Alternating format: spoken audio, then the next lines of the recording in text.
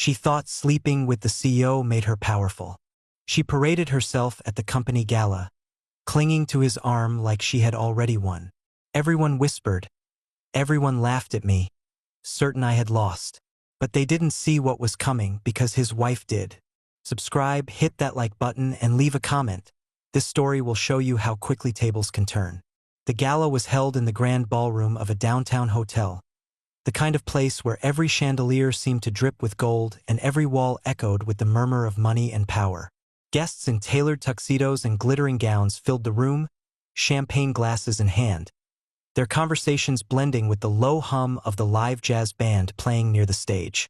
It was a night meant to celebrate the company's success, a night of prestige, of appearances, and for me, a night of quiet endurance. I arrived with my wife, Rachel, her hand linked not with mine but with James Miller, the CEO. His presence was magnetic, commanding, every smile calculated, every gesture reminding the room who sat at the top of the food chain. And there was Rachel, my wife, looking up at him with adoration so obvious it made my chest tighten. She didn't hide it. In fact, she flaunted it, letting her hand linger on his arm, whispering in his ear, her laughter too loud, too deliberate. I stood off to the side, a glass in my hand, watching her glow in borrowed light. She didn't look at me like a partner. She looked at me like a relic, something outdated, something beneath her. When her eyes did meet mine across the room, it wasn't warmth I saw, it was mockery. A smirk that told me she believed she had traded up, that I was nothing more than the forgotten shadow in a room full of giants. People noticed. I heard them. Whispers behind raised glasses, subtle glances in my direction. Some pitied me, others smirked, as though my humiliation was entertainment for the evening. I stood there quietly, sipping the bitter champagne, my jaw tight, my expression unreadable. Inside, a storm raged, but on the surface I was calm, always calm. That calmness became my armor, my way of refusing to give her or anyone else the satisfaction of seeing me broken. Rachel leaned closer to James, her lips brushing his ear as she whispered something that made him laugh. She glanced back at me again, that same superior look on her face, as though daring me to react, to cause a scene, to prove myself the weak man she wanted me to be. I didn't move. I didn't speak. I only watched, my silence growing heavier with each passing minute. The ballroom glittered with wealth and power, but to me it felt suffocating. The polished floors reflected the shimmer of gowns and shoes, the air heavy with perfume and expensive cologne. Waiters glided past with trays of hors d'oeuvres, and the band's trumpet echoed high above the murmur of voices. But for me, the world had narrowed down to one scene. My wife proudly holding on to another man. My boss, no less, while pretending I was invisible. And the cruelest part was how deliberate it all was. She wasn't just betraying me quietly. She was staging it, performing it, making sure the whole company saw me for what she believed I was: small, powerless, irrelevant. It was a show, and I was the intended fool. But as I stood there, still and silent, I felt something shift inside me. Her performance had blinded her, but it hadn't blinded me. Because while she thought she was winning, she had no idea that the stage she had built for herself was about to collapse under her heels. The chatter of the ballroom washed over me like static, meaningless and distant. I stood there in my dark suit, my glass steady in my hand, watching Rachel play her role beside James Miller, as if she had been waiting for this stage her whole life. She laughed too loudly at his every word, leaning in so close her perfume lingered in the air around him. I noticed the way the people at their table reacted, the little smirks, the sideways glances, the subtle nods. They weren't just watching a CEO and his employee's wife enjoy each other's company. They were watching a scandal unfold, one I was supposed to carry on my shoulders like a badge of shame. And Rachel knew it. She fed on it. At one point, she caught my eye across the room. Her lips curved into a smile, not the kind she used to give me when we were younger, when her laughter was real and her eyes softened. No, this smile was sharp, a dagger coated in honey. She wanted me to see, to understand that I was nothing in her world anymore. She wanted me to feel the sting of being replaced in front of everyone who mattered in the company. Her fingers tightened on James's arm, and she whispered something that made him chuckle, his gaze flicking over to me like I was a joke shared between them. A small group near the bar murmured, their voices carrying just enough for me to catch fragments. "That's his wife, isn't it? With Miller?" One man asked, disbelief laced with amusement. Another shrugged. "It's been obvious for months." Poor guy. Their laughter pricked at me like needles, but I remained still, my face composed. If humiliation was their game, I wasn't going to play it. My silence was heavier than their laughter, and I could see it unsettled them when they glanced my way, expecting me to break. The evening carried on. Speeches from senior executives, clinking glasses, endless smiles that never reached the eyes. I listened but didn't absorb a word. My focus was on the far side of the room where Rachel sat like she belonged in that chair, next to the man she thought would elevate her. She didn't hide her triumph, even brushing her hair back in that exaggerated way she used when she knew eyes were on her. Every detail of her body language screamed ownership, possession, victory. It struck me then how much she had changed. There was a time when Rachel would have been content simply to walk into a room with me, to sit together at a corner table, to share a joke only we understood. Now, she was desperate for an audience, desperate for approval that wasn't mine. She had traded intimacy for spectacle, loyalty for performance. And in doing so, she had underestimated me entirely. As the night deepened, waiters lit candles at each table, casting a warm glow that danced across polished glasses and silverware. The jazz band shifted to softer melodies, the singer's voice floating above the low rumble of conversations. It should have been elegant, beautiful even, but for me it was suffocating. Each flicker of light felt like a spotlight exposing me as the fool she wanted me to be. James finally rose from his seat, Rachel's hand still looped through his arm, and led her toward the center of the room where the stage stood waiting. A hush fell over the crowd, the kind of silence that comes not from respect but from anticipation. Everyone knew something was coming, some announcement, some display of power. Rachel adjusted her gown, her chin high, her smile poised. I knew that look. She was ready to bask in the glow of being by his side, ready to show me and everyone else that she had won. They climbed the steps to the stage, James taking the microphone first.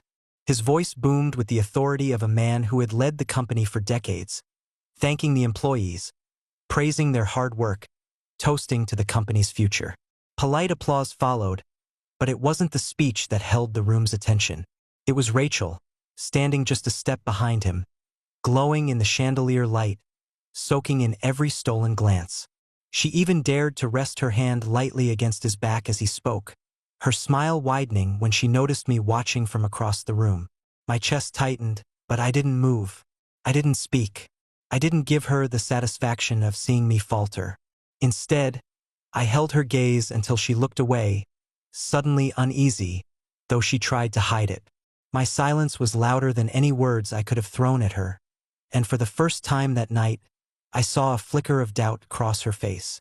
The applause for James faded, and for a moment the stage seemed to belong to them both.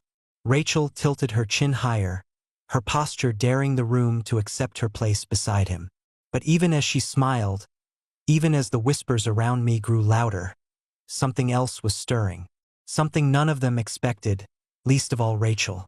Because while she thought the gala was her triumph, while she thought parading her betrayal in front of me was the final act, she had forgotten one thing. In every performance, there is always someone waiting in the wings. The room pulsed with anticipation as James stepped down from the stage, Rachel still clinging to him like an accessory she refused to let go of. The murmurs rippled louder now, no longer whispers but conversations carried freely, because everyone believed the narrative was complete. In their eyes, the CEO had paraded his mistress before the entire company, and her husband, me, had been reduced to a silent prop. I could see it in their glances, the way some avoided my eyes out of pity, while others smirked as though my humiliation was entertainment served with their champagne. Every person seemed certain that I had been defeated, and that certainty was precisely what made what came next so devastating. It began with a shift in the atmosphere, subtle at first. The band's music trailed off, and the spotlights above swiveled toward the stage once more. This time, it wasn't James standing there, but his wife, Elizabeth Miller. She was elegant in a deep navy gown, her posture regal, her presence commanding in a way that silenced the entire ballroom without her saying a single word. She had been quiet all evening, watching, assessing, her expression unreadable as her husband flaunted himself with Rachel on his arm. But now, every eye turned to her, and the room seemed to hold its breath. Elizabeth took the microphone, her voice calm but carrying an undeniable weight. "Ladies and gentlemen," she began, her tone smooth, steady, yet laced with steel. "Tonight was meant to celebrate more than numbers and profits. It was meant to honor the soul of this company, the integrity and strength that built it. And integrity," she paused, letting her gaze sweep across the room, lingering on her husband and Rachel for the briefest of moments, "is what truly defines leadership." The silence was suffocating. James shifted uncomfortably beside Rachel, but she squeezed his arm as if to reassure him, her smile brittle, frozen. I stood motionless, my glass still in hand, watching as Elizabeth's eyes found mine. There was no hesitation, no uncertainty. She lifted her chin slightly, and in that one gesture, I knew she had made a decision long before this night even began. She continued, her voice gaining strength. "This company cannot thrive if it becomes a stage for vanity and betrayal. It deserves a future shaped by those who embody loyalty, dignity, and quiet strength. That is why," she paused, her eyes fixed firmly on me now, "I am proud to introduce the new face of this company, a man who has demonstrated more resilience and honor than those who sought to diminish him. Please welcome Daniel Carter." The world froze. The name echoed through the ballroom like a thunderclap, and for a moment there was nothing but stunned silence. My name, not James's, not Rachel's, mine. Dozens of heads swiveled toward me, eyes wide, jaws slack, conversations dying mid-sentence. Rachel's hand slipped from James's arm, her smile collapsing as color drained from her face. She turned toward me, her lips parting in disbelief, her eyes wide with horror as if she had seen a ghost rise from the ashes she thought she had buried. James's face hardened, his jaw tightening as he looked at his wife, fury barely contained behind his polished exterior. But Elizabeth never looked at him again. She had delivered her verdict, and the room responded before he could. Applause erupted, hesitant at first, then swelling until the entire hall was filled with the sound of clapping, cheers, and even whistles. The very people who had laughed at me minutes before now stood, their approval loud and unrelenting. They weren't clapping for James anymore. They weren't clapping for Rachel. They were clapping for me. I set my glass down slowly, my movements deliberate, measured, as if time itself had slowed. My legs carried me forward through the crowd, each step steady, silent, inevitable. People parted before me, their faces a blur of awe, confusion, and admiration. When I reached the steps to the stage, Elizabeth extended her hand. Her grip was firm, unflinching, as she pulled me into the light where I had not asked to be but where, apparently, I belonged. Standing beside her, I looked out over the room. The chandeliers above blazed brighter, their golden light reflecting off sequins and crystal, painting the faces of the crowd in warm tones. And there, in the front row, Rachel stood frozen, her body trembling, her lips quivering as she mouthed my name silently, as though saying it could undo what had already been done. She looked so small then, so utterly diminished, her confidence shattered by the reality she had never accounted for. Elizabeth raised my arm slightly, as though presenting me to the crowd, and the applause roared louder. It felt surreal, overwhelming, but I kept my expression composed, my eyes steady. I would not give anyone, least of all Rachel, the satisfaction of seeing me falter. She had tried to break me with spectacle, but now it was her turn to crumble under the weight of her own hubris. James stood rigid, his fists clenched, his smile forced as cameras flashed around him. He looked like a man trapped in his own cage, unable to control the story he had once believed was his to write. And Rachel, my wife, was no longer triumphant, no longer glowing. She was exposed, discarded, a shadow of herself, standing on the wrong side of the stage, powerless to stop the tide that had turned against her. The moment stretched on, the applause echoing like a storm, and as I stood there beside Elizabeth, the truth settled into the marrow of the room. Rachel had thought sleeping with the CEO gave her power, that humiliating me made her untouchable. But power had shifted and it had chosen me. The applause eventually subsided, but the echoes of it lingered in the air like a charge that refused to fade. Standing there beneath the blazing chandeliers, I could feel the weight of every gaze on me. Some were approving, others calculating, but all of them were fixed on me and not on the man who had once commanded every room he entered. James Miller tried to hold his composure, but the fury beneath his mask was visible in the way his jaw clenched, in the way his eyes darted toward his wife as if demanding an explanation for her betrayal. Rachel, on the other hand, seemed to be fighting simply to breathe. She had lost every ounce of the smugness she had worn like armor, and in its place was something raw, pale, and fragile. She looked at me as if she didn't know me, as if the man she had mocked and dismissed had suddenly transformed into someone she could no longer control or understand. Elizabeth's voice cut through the room again, calm yet commanding. She thanked the guests, praised the employees, and spoke of a new era for the company, one built not on deception and vanity but on loyalty and vision. Every word felt deliberate, each syllable a blade slicing through the facade her husband and my wife had tried to construct. And the crowd responded in kind. They nodded, they applauded, they leaned forward in their seats, as though they were watching not a corporate speech but a coronation. When she finally lowered the microphone, she turned to me with a subtle smile, one that carried both warmth and an unspoken recognition. She had chosen me not out of pity, but out of clarity. She had seen what Rachel and James had missed, that silence can be stronger than spectacle, that endurance can be more commanding than arrogance. She extended her hand once again, and as I clasped it firmly, cameras flashed, capturing an image that would be printed, shared, and remembered. The music struck up again, though softer this time, almost reverent. People began to rise from their seats, moving toward the exits or forming clusters to whisper about what they had just witnessed. I descended the stage slowly, each step deliberate, the sound of my shoes echoing on the polished floor. And as I moved through the crowd, people reached out, shaking my hand, clapping my shoulder, introducing themselves with the kind of eager smiles usually reserved for the already powerful. The irony was not lost on me. Hours before, I had been invisible. Now I was the center of gravity. Rachel stood rooted to her spot, unable to join me, unable to flee. When I finally passed her, I paused just long enough for our eyes to meet. She looked broken, her lips trembling as if words might come, but none did. Her hand twitched as though she wanted to reach for me, to salvage something from the wreckage, but I gave her nothing. No words, no gestures, not even anger, only silence. And in that silence, she finally understood that her performance was over.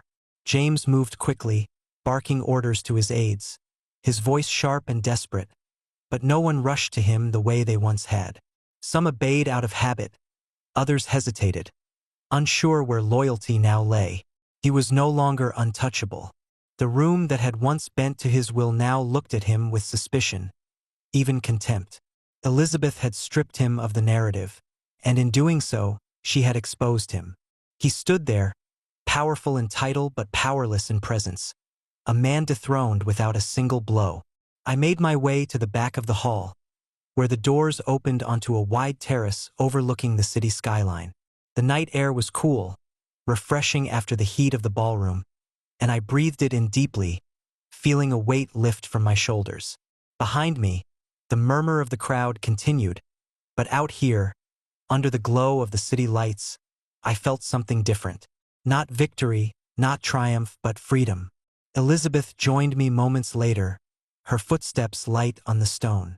She didn't say anything at first, just stood beside me, her gaze fixed on the horizon where the lights of the city stretched endlessly. When she did speak, her voice was quiet but steady. "You didn't flinch tonight, not once. That's why they believe in you." I didn't answer immediately. I let the words settle, because I knew they weren't just flattery. They were truth. Rachel appeared at the edge of the terrace, hesitant. Her face streaked with the faint shimmer of ruined makeup. She opened her mouth, but Elizabeth turned her head slowly, her eyes cold and unyielding, and Rachel froze. In that look, Rachel understood she no longer had any place here. She turned away, retreating back into the shadows of the hall where the whispers of betrayal would follow her. I remained still, my gaze fixed on the lights below. The life I had known hours before, the life of quiet endurance, of whispered pity, of mockery I refused to acknowledge, was gone. In its place was something new, something unplanned, something undeniable. I hadn't sought this stage, but I had stepped onto it, and in doing so, I had become someone Rachel could never diminish again. As the night wore on and the gala came to a close, I walked away from the hall not as the man mocked for being invisible, not as the husband overshadowed by betrayal, but as a man whose silence had roared louder than their laughter. Rachel had thought sleeping with the CEO gave her power, but she had only chained herself to his downfall. And in the end, it was his wife who had rewritten the script, and I who had walked into the light. Sometimes revenge does not come in fire or fury. Sometimes it comes in the quiet, when the world finally sees the truth for itself. And in that silence, you discover that dignity, once preserved, can become the sharpest weapon of all. If you stayed with me until the end of the story, don't forget to subscribe, like this video, and leave a comment with your thoughts. Because sometimes the strongest victories are born not in noise, but in the silence that follows.